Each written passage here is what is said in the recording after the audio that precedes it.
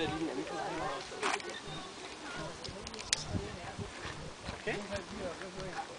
Vej der nedad, så hold hænderne heroppe. Fordi så kan du hive dem lidt til side. Hvis du begynder at dreje rundt på vej ned, så bare hive dem lidt ned til side. Man håller på det på vejen,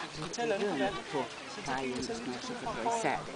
Tjekke med den afstand, så står du nemlig på vandski lige til sidst. Rigtig simpelt. Er du klar? Værsgo. Woo!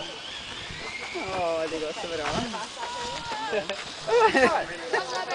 Men snurra inte lille vän. Vi har en labelett till honom.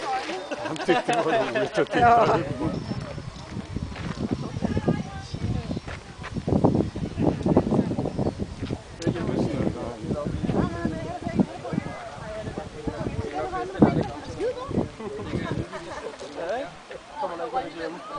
Wow!